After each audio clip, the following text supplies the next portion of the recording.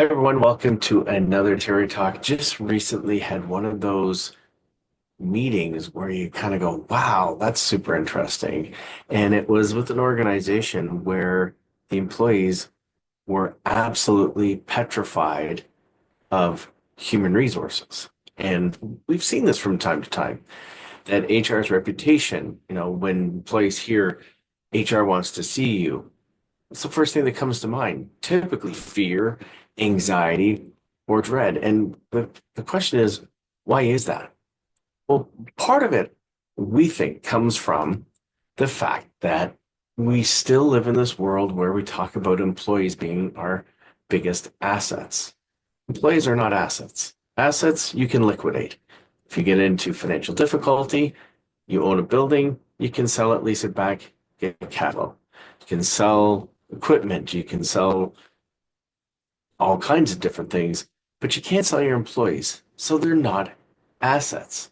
When we change that narrative from assets into investors, that they show up every day looking to invest their skills, their experience, and knowledge in return for things like pay, but other things as well, which we've talked about before on these talks, mastery, autonomy, purpose, that makes a difference.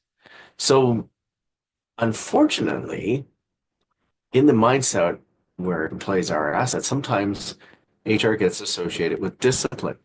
HR is the messenger of bad news, layoffs, policy enforcement, investigations. So as a result, employees see human resources as representing the company and not them. And sometimes there's a lack of transparency, which is built into the system. You fear HR because the employees don't understand the role or intent, because a lot of things that happen in human resources happen behind closed doors to protect anonymity, protect personal information, etc., which can fuel suspicion.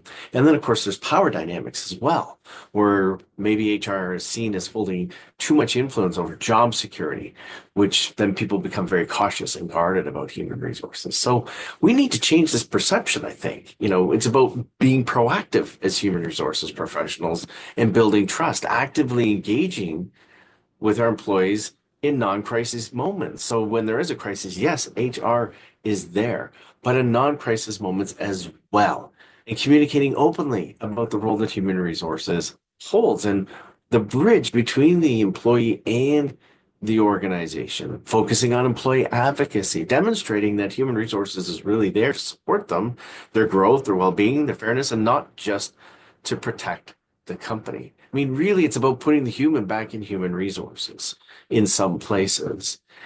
HR should be approachable by being visible and empathetic and involved in day-to-day activities and being part of that experience inside the organization. We believe that, not only are employees not assets, they're actually investors, but maybe human resources takes on a bit of an investor relations type of hat, and blending that maybe with a marketing hat to deal with things like employer brand, meshing multiple concepts into one and not just the disciplinarian, which sadly has happened from time to time. So can you imagine a workplace where HR is not feared, but respected and trusted, where employees know that HR is there to help them thrive, not just survive?